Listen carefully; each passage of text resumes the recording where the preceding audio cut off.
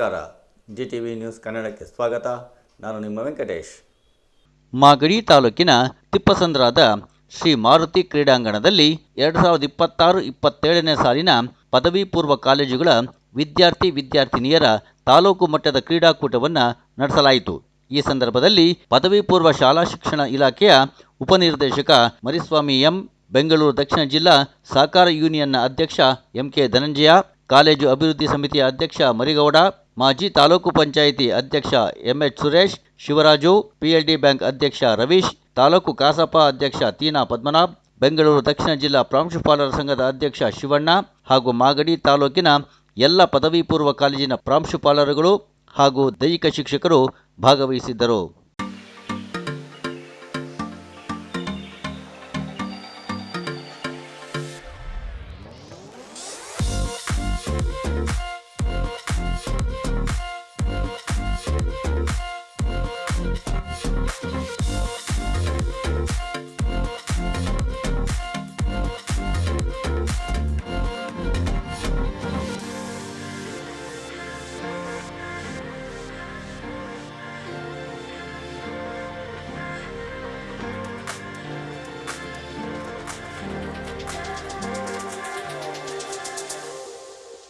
ನಮ್ಮ ಮಾನ್ಯ ಉಪನಿರ್ದೇಶಕರಾದಂಥ ಶ್ರೀಯುತ ಎಂ ಮರಿಸ್ವಾಮಿ ಸರ್ ಅವರ ಅಧ್ಯಕ್ಷತೆಯಲ್ಲಿ ಸಭೆ ಸೇರಿ ತೀರ್ಮಾನಿಸಲಾದಂತೆ ಮಾಗಡಿ ತಾಲೂಕು ಸಮಿತಿಯ ವತಿಯಿಂದ ತೀರ್ಮಾನಿಸಿ ಸರ್ಕಾರಿ ಪದವಿ ಪೂರ್ವ ಕಾಲೇಜು ಮರೂರು, ಸರ್ಕಾರಿ ಪದವಿ ಪೂರ್ವ ಕಾಲೇಜು KPS ತಿಪ್ಪಸಂದ್ರ ಹಾಗೂ ಮುರಾರ್ಜಿ ದೇಸಾಯಿ ಪದವಿ ಪೂರ್ವ ವಸತಿ ಕಾಲೇಜು ಯಲ್ಲಾಪುರ ಸಹಯೋಗದೊಂದಿಗೆ ಮತ್ತು ಶಿಕ್ಷಣ ಇಲಾಖೆಯ ಪದವಿ ಪೂರ್ವ ಶಿಕ್ಷಣ ಇಲಾಖೆಯ ಸಹಯೋಗದೊಂದಿಗೆ ಇಂದು ತಾಲೂಕು ಮಟ್ಟದ ಕ್ರೀಡಾಕೂಟ ನಡೀತಾ ಇದೆ. ಶರಣು ಶರಣಯ್ಯ ಶರಣು ಬೆನಕ ನೀಡಯ್ಯ ಬಾಳೆಲ್ಲ ಬೆಳಗುವ ಬೆಳಕ. ಶರಣು ಶರಣಯ್ಯ ಶರಣು ಬೆನಕ ನೀಡಯ್ಯ ಬಾಳೆಲ್ಲ ಬೆಳಗುವ ಬೆಳಕ. ನಿನ್ನ ನಂಬಿದ ಜನಕ್ಕೆ ಉದಯ ಎಲ್ಲ ಸುಖ ತಂದೆ ಕಾಯೋ ನಮ್ಮ ಕರಿಮುಖ. ಶರಣು ಶರಣಯ್ಯ ಶರಣು ಬೆನಕ ನೀಡಯ್ಯ ಬಾಳೆಲ್ಲ ಬೆಳಗುವ ಬೆಳಕ. ಹಚ್ಚೇವು ಕನ್ನಡದ ದೀಪ, ಹಚ್ಚೇವು ಕನ್ನಡದ ದೀಪ, ಕರುನಾಡ ದೀಪ, ಸಿರಿನುಡಿಯ ದೀಪ, ಒಲವೆತ್ತಿ ತೋರುವ ದೀಪ. ಹಚ್ಚೇವು ಕನ್ನಡದ ದೀಪ, ಹಚ್ಚೇವು ಕನ್ನಡದ ದೀಪ. ಬಹುದಿನಗಳಿಂದ ಮೈಮರೆವೆಯಿಂದ ಕೂಡಿರುವ ಕೊಳೆಯ ಕೊಚ್ಚೇವು. ಏನಿವತ್ತು ಕ್ರೀಡಾಕೂಟ ತಾಲೂಕ್ ಮಟ್ಟದ್ದು ಮುಖಾಲ್ಬಾದ್ ತಾಲೂಕ್ ಮಟ್ಟದಲ್ಲೇ ಮಾಡ್ತಿದ್ರು. ಅಲ್ಲಿ ಕ್ರೀಡಾ ಅಂಗಣ ನಡೀತಾ ಇರೋದ್ರಿಂದ ಜಾಗ ಅಭಾವ ಇರೋದ್ರಿಂದ ತಿಪ್ಪಸಂದ್ರಲ್ಲೇ ಮಾಡಬೇಕು ಅಂತ ಎಲ್ಲ ಪ್ರಾಂಶುಪಾಲರು ಗೋವಿಂದರಾಜರು ಸೇರಿ ತೀರ್ಮಾನ ಮಾಡಿ ತಿಪ್ಪಸಂದ್ರಲ್ಲಿ ಮಾಡ್ತದೆ. ನಮ್ಮ ಹೋಬಳಿಲಿ ಆಯ್ತಾ ಇರೋದ್ರಿಂದ ನಮಗೆ ಹೆಚ್ಚಿನ ಖುಷಿ ಆಗ್ತದೆ. ಎಲ್ಲ ತಾಲೂಕಿನ ಮಟ್ಟದ ಉಪನ್ಯಾಸಕರಾಗ್ಬೋದು, ಮಕ್ಕಳಾಗ್ಬೋದು, ಈ ತಿಪ್ಪಸಂದ್ರವನ್ನ ಬಂದು ಒಂದು ಕಲೆ ಕಟ್ಟಿದ್ದಾರೆ. ಚೆನ್ನಾಗಿ ಆಡಿ ಮಕ್ಕಳು. ಕ್ರೀಡೆ ಬಹಳ ಮುಖ್ಯವಾದದ್ದು. ಏನಿವತ್ತು ಜ್ಞಾನಾರ್ಜನೆಗೆ ಬಹಳ ಮುಖ್ಯವಾದ ಒಂದು ಕ್ರೀಡೆ. ಅದೇ ರೀತಿ ಇವತ್ತು ಬಹಳ ಚೆನ್ನಾಗಿ ಏನಿವತ್ತು ಓಡಿದ್ರಿ, ಪ್ರತಿದಿನ ಯಾರು ಪ್ರಾಕ್ಟೀಸ್ ಮಾಡ್ತಾ ಇದ್ದಾರೋ ಅವ್ರಿಗೆ ಗೆಲ್ಲಕ್ಕೆ ಸಾಧ್ಯ ಆಗ್ತದೆ. ಆದ್ರೆ ಗೆಲ್ಲಿಲ್ಲ ಅಂತ ನಾವು ಬಿಡೋದು ಬೇಡ, ಅದನ್ನು ರೂಢಿ ಮಾಡ್ಕೊಂಡು ಅದೇ ರೀತಿ ಇನ್ನ ಹೆಚ್ಚಿನ ಒಂದು ಆಟವನ್ನು ಆಡಬೇಕು. ಏನಿವತ್ತು ಕ್ರೀಡಾಂಗಣ ಆಗಿದ್ದ ತಿಪ್ಪಸಂದ್ರದಲ್ಲಿ ಇದನ್ನು ನಾನು ಜಿಲ್ಲಾ ಪಂಚಾಯತಿ ಸ್ಟ್ಯಾಂಡಿಂಗ್ ಕಮಿಟಿ ಚೇರ್ಮನ್ ಆಗಿದ್ದಾಗ ನಮ್ಮ ನಾಯಕರಾದಂಥ ಬಾಲಣ್ಣರು ಈ ಕ್ರೀಡಾಂಗಣವನ್ನು ಮಾಡಿಸ್ಕೊಟ್ರು. ಇವತ್ತು ಮಾಗಡಿಯಲ್ಲಿ ಎಲ್ಲವನ್ನೂ, ಮಾಗಡಿ ಆಗ್ಬೋದು ಕುದೂರಿನಲ್ಲಿ ಅದ್ಭುತವಾಗಿ ಕ್ರೀಡಾಂಗಣವನ್ನ ಬಾಲಣ್ಣವರು ಮಾಡ್ತಾ ಇದ್ದಾರೆ. ತಿಪ್ಪಸಂದ್ರದಲ್ಲೂ ಸಹ ನಾವೆಲ್ಲರೂ ಸೇರ್ಕೊಂಡು, ಪದ್ಮನಾಭ ಎಲ್ಲ ತಿಪ್ಪಸಂದ್ರ ಮುಖಂಡರು ಸೇರ್ಕೊಂಡು ತಿಪ್ಪಸಂದ್ರಲ್ಲೂ ಅದೇ ರೀತಿ, ಕುದೂರಲ್ಲಿ ಯಾವ ರೀತಿ ಆಗ್ತದೆ ತಿಪ್ಪಸಂದ್ರಲ್ಲೂ ಅದೇ ರೀತಿ ಮಾಡಬೇಕು ಅಂತ ನಮ್ಮ ಸಚಿವರಲ್ಲಿ ನಾವು ಮನವಿ ಮಾಡ್ಕೊಳ್ಳೋಣ. ಖಂಡಿತ ಮಾಡ್ಸೋಣ ಅಂತ ಹೇಳ್ತಾ, ನಾನು 100 ಮೀಟರ್ ಓಡೋದ್ರಲ್ಲಿ, 400 ಮೀಟರ್ ಓಡಾಡೋದ್ರಲ್ಲಿ, 1600 ಮೀಟರ್ ಓಡಾಡೋದ್ರಲ್ಲಿ ಯಾವ ಸ್ಪೋರ್ಟ್ಸಲ್ಲಿ ನೀವು ಓಡಬೇಕು ಅಂತ ಇದ್ದೀರಿ ಅದರ ನಿರ್ಧಾರವನ್ನ ನೀವೇ ಮಾಡಿ ಸತತ ಪ್ರಯತ್ನವನ್ನ ಮಾಡ್ತಾ ಇದ್ರೆ ಮುಂದೊಂದಿನ ನೀವು ಕೂಡ ಒಂದು ಭಾರತದ ಈ ಸ್ಪೋರ್ಟ್ಸಲ್ಲಿ ಚಾಂಪಿಯನ್ ಅನ್ನ ಆಗ್ಬೋದು ಅಂತ ನಾನು ಕೂಡ ಬಯಸ್ತೇನೆ. ನೋಡಿ, 2026 ಕಾಮನ್ವೆಲ್ತ್ ಸ್ಪರ್ಧೆಯಲ್ಲಿ ಭಾರತದ ದಿಲೀಪ್ ಮಹಾದು 2026 ಕಾಮನ್ವೆಲ್ತ್ ಗೇಮ್ಸ್ನಲ್ಲಿ 100 ಮೀಟರ್ ಓಟದಲ್ಲಿ ಭಾರತೀಯ ಚಿನ್ನದ ಪದಕವನ್ನು ಗಳಿಸಿದ್ದಾರೆ. ಶರ್ಮಿಳಾ ಧನಕರ್ ಪ್ಯಾರಾ ಶಾಟ್ಪುಟ್ನಲ್ಲಿ ಚಿನ್ನದ ಪದಕವನ್ನು ಗಳಿಸಿದ್ದಾರೆ. ವಿದ್ಯಾರ್ಥಿಗಳೇ, ಈ ಕ್ರೀಡೆಯನ್ನು ಕ್ರೀಡಾ ಸ್ಫೂರ್ತಿಯಿಂದ ತಾವೆಲ್ಲ ತಗೊಳ್ಬೇಕು. ಸೋಲು ಗೆಲುವನ್ನು ಸಮಾನವಾಗಿ ಸ್ವೀಕರಿಸಬೇಕು. ಸೋಲು ಅಂತಂದರೆ ಗೆಲುವಿನ ಮೆಟ್ಟಲು ಅನ್ನೋದು ತಮಗೆಲ್ಲ ಗೊತ್ತಿದೆ. ಹಾಗಾಗಿ ವಿದ್ಯಾರ್ಥಿಗಳೇ, ಕ್ರೀಡೆಯನ್ನು ಕ್ರೀಡಾ ಸ್ಫೂರ್ತಿಯಾಗಿ ತಗೊಳ್ಳಿ. ಪದವಿ ಪೂರ್ವ ಶಿಕ್ಷಣ ಇಲಾಖೆ ಶಿಕ್ಷಣ ನೀಡಿಕೆಯಲ್ಲಿ ಅತ್ಯಂತ ಶ್ರೇಷ್ಠ ಒಂದು ವ್ಯವಸ್ಥೆ ಅಂತ ನಾನಾದರೂ ಭಾವಿಸ್ತೇನೆ.